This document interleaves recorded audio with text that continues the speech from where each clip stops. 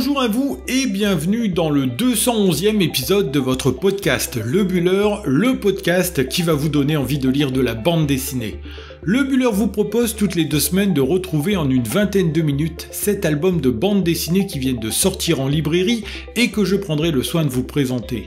Dans une première partie, je vous parlerai de mon gros coup de cœur du moment et dans la seconde, je reviendrai sur 6 autres albums qui ont retenu mon attention et sur lesquels vous pouvez aussi vous précipiter. Au sommaire de ce nouvel épisode, je commencerai par vous parler en détail du nouvel album du talentueux Mathieu Bablé, un nouveau titre de science-fiction baptisé Silent Jenny, que l'on retrouve comme toujours sous le label 619 des éditions Rue de Sèvres. Dans l'ordre, la seconde partie sera consacrée aux 6 albums suivants, la sortie de Woman of the West, album choral qui nous propose une galerie de femmes fortes de la conquête de l'Ouest américain, un album signé Tibur Sauger pour le scénario, de nombreux artistes en signent les dessins et c'est publié comme pour les titres précédents de cette série, aux éditions Grand Angle. Je parlerai ensuite de Là où tu vas, le nouveau projet très touchant d'Étienne Davodo qui nous parle de sa compagne Françoise Roy qui vient en aide aux personnes souffrantes de maladies neurodégénératives, un album captivant publié aux éditions Futuropolis. Avec Thrillerville, je vous entraîne dans une histoire complètement folle et rocambolesque, un album surprenant signé Le Renard pour le scénario, Alex Puvillan pour le dessin et l'album est publié aux éditions Daniel Maguen. Direction ensuite les années 70 avec l'âge d'or du cinéma porno en France qui se raconte dans France Profonde, un album plus grand public qu'il n'y paraît, signé Chris et Swan Dupont pour le scénario, Elliot pour le dessin et c'est publié aux éditions Albin Michel. Avec Que d'os, mon coup de cœur suivant, Max Cabane, épaulé par Doug Headline, adapte un nouvel ouvrage de Jean-Patrick Manchette qui raconte les aventures du détective Tarpon, un titre captivant sorti chez Dupuis sous le label Air Noir. Enfin, je terminerai par la réédition d'Un léger bruit dans le moteur, album d'une noirceur enfantine que l'on doit au scénario de Getz, au dessin de Jonathan Munoz et c'est sorti aux éditions Petit à Petit, 6 albums qui, comme vous l'aurez compris, sont des titres de grande qualité que j'ai adoré découvrir. Voilà pour le sommaire de cet épisode copieux, un épisode que vous pouvez prolonger sur Instagram en découvrant en images ces différents titres, mais vous en découvrirez bien d'autres encore qui ne seront pas présentés ici. Sachez que si vous m'écoutez depuis Spotify, vous pouvez vous précipiter sur l'application pour vous abonner si ce n'est pas déjà fait, mais aussi voter pour votre album préféré parmi les 7 présentés ici. Il me reste à vous souhaiter une très bonne écoute, de belles découvertes et je l'espère aussi, de très bonnes futures lectures.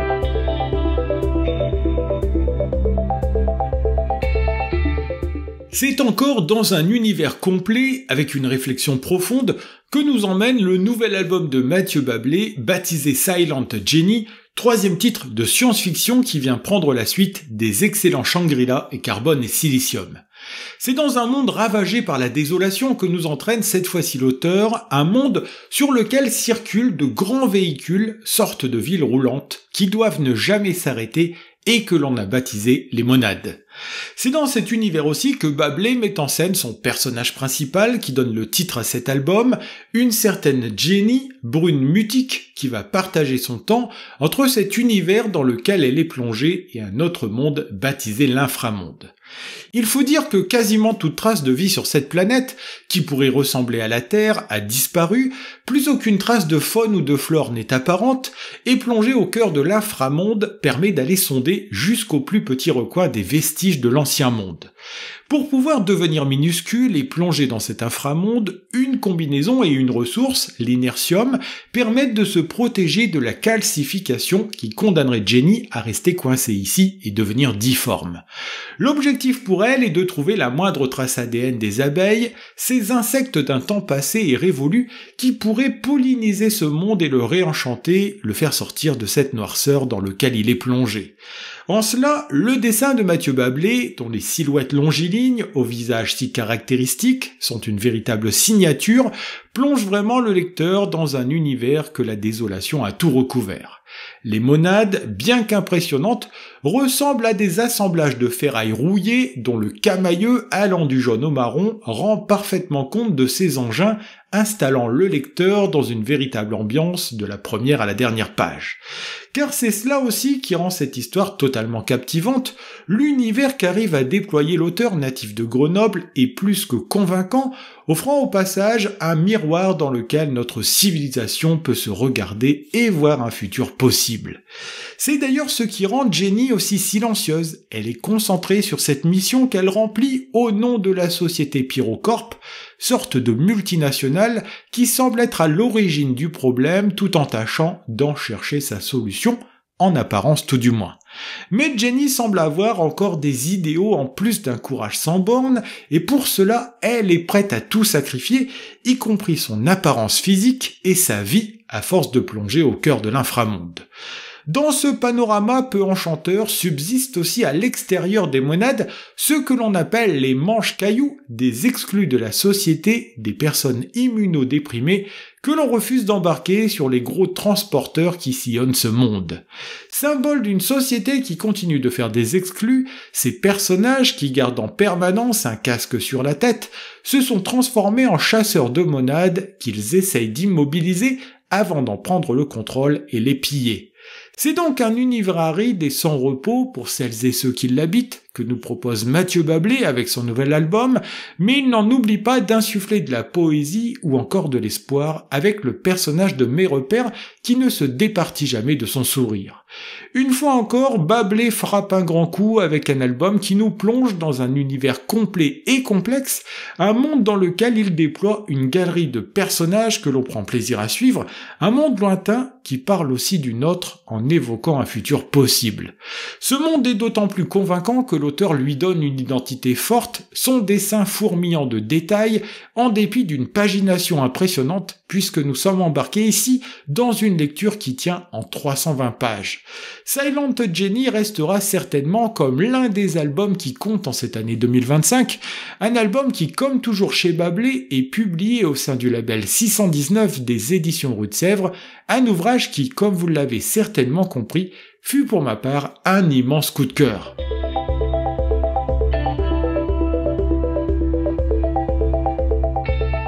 Deuxième partie de ce podcast dans laquelle je vous propose de découvrir plus brièvement 6 albums sortis ces dernières semaines en librairie. Mon premier coup de cœur nous entraîne une fois de plus dans le Grand Ouest américain, ces terres qu'il a fallu conquérir et dompter dans la seconde moitié d'un 19e siècle où les femmes étaient très minoritaires. Dans une série toujours aussi passionnante, qui avait démarré avec Go West Young Man, qui s'était intéressé aussi aux Indiens, aux truands, aux hommes de loi, c'est cette fois-ci aux femmes que Tiburce Auger dédie ce qui est déjà la 5e itération d'un projet que je retrouve toujours avec le même enthousiasme. Le nouveau venu en librairie, arrivé le 29 octobre dernier, s'appelle Woman of the West, et loin de célébrer des figures féminines déjà connues de la culture populaire, il s'intéresse à différentes femmes qui ont marqué de leur empreinte cette période, mais que l'histoire n'a pas forcément toujours retenues. À noter d'ailleurs que pour aller plus loin encore dans le concept, qui vise à mettre en avant des femmes dans ce 5e volet, Tiburce Auger renouvelle très largement son casting, ne gardant que Dominique Bertaille, Pierre Gastine ou encore François Bouc, proposant la grande majorité de ses histoires à des dessinatrices. Ainsi, avec son trait identifiable au premier coup d'œil, Daphné Collignon nous parle-t-elle de la famille Chrisman à travers la photo des 4 femmes qui la composent, dont l'une, comme un affront à la vie difficile qu'elle doit mener, tire la langue sur celle-ci. Avec un trait précis et fourmillant de détails, dont les couleurs sont très flatteuses, Elvire de Cock nous parle de 2 femmes qui s'aiment au grand jour et qui rendent hommage à la pâtre Marie Haché. Avec une histoire baptisée La Promesse, Gaël Hersan ouvre cette suite de courtes histoires qui s'étendent d'1 à 10 pages. Ici, elle nous parle de la journaliste Isabella Lucy Bird et de sa découverte de Lester Park en compagnie d'un homme à la sulfureuse réputation et à la carrure impressionnante. Comme pour les albums précédents, s'il y a une unité à chacun de ces récits, ce sont des femmes qui sont au centre de chaque histoire, la diversité des styles graphiques et des destins qui sont présentés donne toute la vitalité à ce 5e titre. Bien entendu, même si l'album s'insère dans une collection qui en compte déjà 4 autres, il n'est pas ici question d'une suite, le titre pouvant se lire indépendamment des précédents. C'est toujours avec le même plaisir que je me plonge dans ces histoires où les grands espaces et les destins hors du commun viennent se percuter pour donner des récits de vie qui s'animent ici sous la plume de chaque autrice invitée. Comme pour les précédents, ce sont les éditions Grand Angle qui publient Woman of the West, un titre très agréable à parcourir que l'on ressortira à l'occasion pour se replonger dans ces courtes histoires qui mettent en avant de grandes femmes remises en lumière ici au sein de cette lecture. Avec toute l'humanité qu'on lui connaît, Étienne Davodo revient en librairie en cette fin d'année 2025 avec un projet très personnel puisqu'il nous parle ici de celle qui partage sa vie depuis 40 ans, Françoise Roy. Cette dernière est ce que l'on appelle une aidante avec sa formation d'infirmière. Elle s'est spécialisée dans l'accompagnement des personnes atteintes de pathologies neurodégénératives comme la maladie d'Alzheimer qui représente une bonne partie de ses patients. D'ailleurs, pour être plus précis, il ne faut pas lui parler de patients, car l'ouvrage est truffé de réflexions où Françoise Roy échange avec Étienne Davodo, le tout illustré dans des pages qui permettent aussi d'avoir un retour réflexif sur son travail du quotidien. En effet, et c'est là où se niche toute l'humanité du travail que Françoise Roy fait au quotidien, elle essaye de s'adapter aux pathologies des personnes qu'elle accompagne avec autant de professionnalisme que de bienveillance. C'est d'ailleurs certainement ce qui a décidé son compagnon à la vie, comme dans cet album, de lui dédier cet ouvrage qui rend au passage un bel hommage à tous les soignants, des personnes qui dédient une bonne partie de leur journée aux autres. Le moins que l'on puisse dire en découvrant ce titre, c'est que la compagne de l'auteur n'était pas forcément partante pour un tel projet, il a fallu que celui-ci travaille d'arrache-pied pour la convaincre qu'il y avait là de la matière à raconter une histoire intéressante.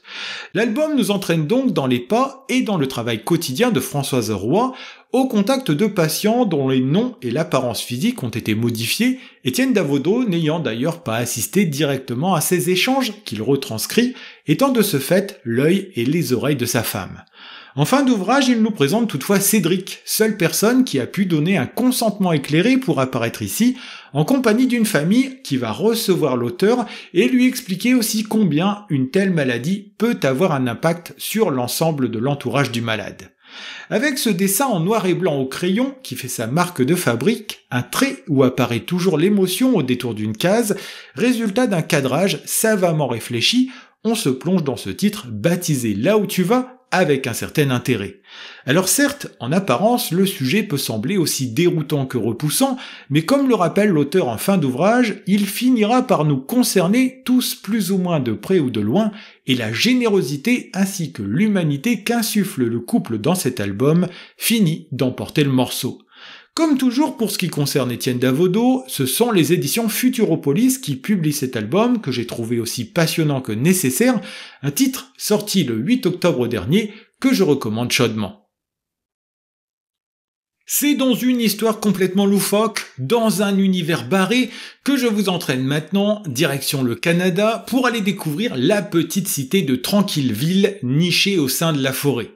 On pourrait imaginer que nous allons nous ennuyer dans une lecture paisible, mais alors pour le coup pas du tout, c'est un album au rythme endiablé qui nous attend avec Thrillerville, titre très original de ce 3e coup de cœur. Déjà la couverture de l'ouvrage ne laisse pas d'ambiguïté sur le type d'histoire que l'on va retrouver, avec cette bande de personnages originaux parmi lesquels on retrouve un Sasquatch en arrière-plan, le tout sur un fond rose. Et l'histoire commence tambour battant dès les premières pages avec ce duo d'alpinistes partis gravir l'un des sommets des environs qui va justement tomber sur cette horrible bête à poil qui habite la forêt voisine. Dans une petite histoire qui permet de replonger dans le passé, on découvre d'ailleurs comment ce Sasquatch a appris à se méfier des hommes avec le temps et pourquoi il a fait d'eux son repas favori. L'histoire, dont le scénario est signé Le Renard, lui qui nous vient du monde du cinéma et dont la construction narrative s'en ressent fortement, développe toute une galerie de personnages que l'on va prendre plaisir à suivre. L'un des premiers que l'on découvre s'appelle D'Artagnan Tremblay, dit la Machine, tueur implacable à la grande carcasse, fraîchement sauvé de prison et qui a un objectif, éliminer celui qui l'a envoyé derrière les barreaux injustement cette fois-ci. Et ce n'est d'ailleurs pas la police du coin qui va l'inquiéter le plus, les 4 flics, dont celui que l'on appelle le vétéran, ont largement perdu l'habitude de s'embarquer sur de grosses affaires dans cette ville où d'ordinaire il ne se passe pas grand-chose. Sa cible s'appelle Raymond Raymondi, homme à la moralité douteuse, comme on le découvre ici, qui s'est fait une place de choix dans la ville puisqu'il en est devenu le maire, en plus d'animer la station de radio locale en compagnie de la jeune et intrépide Lio. Et je pourrais comme ça vous présenter tous les personnages pendant encore un bon moment, tellement cet album regorge d'individus qui vont bien entendu interagir les uns avec les autres dans un titre dont le dessin d'Alex Puvian s'avère dynamique et libre avec des couleurs très pop. Même si les morts se multiplient et les carnages s'accumulent, rendant ici un hommage aux comédies horrifiques des années 80 ou encore aux films de slasher des années 70-80, on s'amuse énormément en se plongeant dans cet univers complètement décalé et gore. Construite à l'origine comme un scénario de film par Le Renard, québécois qui apporte ici beaucoup de mots de vocabulaire de sa langue natale, cette histoire est devenue à l'arrivée une bande dessinée haletante qui part dans tous les sens et qui fait passer un très bon moment de lecture. Ce sont les éditions Daniel Maguen qui publient cet ouvrage inclassable, un album où le style graphique enlevé correspond parfaitement bien à l'histoire pour donner au final une des belles surprises de cette fin d'année 2025. Filons maintenant dans les années 70 en France pour y découvrir les coulisses d'une industrie florissante à cette époque, avant qu'on ne lui coupe les ailes pour mieux renaître autrement plus tard. Je veux parler de l'industrie du cinéma pornographique. Avec France Profonde, titre d'un album sorti en librairie chez Albin Michel le 15 octobre dernier, c'est toute une époque qui renaît sous nos yeux, portée par le dessin aux accents vintage du jeune dessinateur belge Elliot, déjà remarqué ici même avec l'album Avenir. Pour France Profonde, il donne vie au scénario commun imaginé par l'auteur Chris et sa compagne Swan Dupont, une histoire qui va mettre en scène 2 personnages qui vont finir immanquablement par se rencontrer. Il ne faut pas attendre très longtemps d'ailleurs pour que Jeanne Venucci, étudiante en cinéma, qui travaille déjà sur de petits films, et Firmin Damrémont, inspecteur plus âgé qui officie à la mondaine, ne se croisent justement dans un cinéma parisien. Nous sommes alors le 21 décembre 1973. Aussi fou que cela puisse nous paraître aujourd'hui, à cette époque, les cinémas proposaient dans un même lieu des films traditionnels qui se partageaient l'affiche avec des films érotiques dont les titres évocateurs étaient sans ambiguïté sur leur contenu. C'est d'ailleurs Jeanne Venucci qui allait voir le film Prenez la queue comme tout le monde, film dont le titre à double sens est illustré comme à l'époque par une affiche dessinée à la main d'une femme montée sur un chat. Bref, à cette époque, les clins d'œil sont multiples dans cette industrie du divertissement pour adultes, un univers dans lequel on va demander à Damrémont de pratiquer l'infiltration sous les traits d'un producteur baptisé Jean-Louis Lamour. C'est sur le tournage d'un film qui se donne les moyens d'être au croisement entre le cinéma d'auteur et le cinéma porno qu'il va retrouver celle qu'il avait croisée dès les premières pages de l'album, la jeune Jeanne Venucci. À travers cette histoire amusante et innocente, car clairement l'album reste accessible au grand public, ne proposant aucune scène de sexe explicite, c'est une plongée à une époque de relative liberté pour une industrie qui fonctionne encore de manière artisanale que l'on nous propose ici. Avec cet esprit de liberté qui règne dans cet album, que symbolise notre héroïne, on est à 100 lieues de l'industrie que l'on connaît aujourd'hui, résultat d'une loi qui aura un impact énorme sur cette production et qu'aborde le dossier en fin d'ouvrage, celle du classement X. Les couleurs signées Catherine Avraham participent aussi beaucoup au côté rétro de l'ouvrage en proposant des teintes douces, lumineuses, tout droit sorties de celles qui faisaient le bonheur des papiers peints et autres mobiliers de cette même époque. C'est donc jouissif, et c'est le cas de le dire ici, de se plonger dans ce titre singulier qui fait revivre une période en proposant une véritable histoire qui multiplie les clins d'œil à l'industrie du porno des années 70.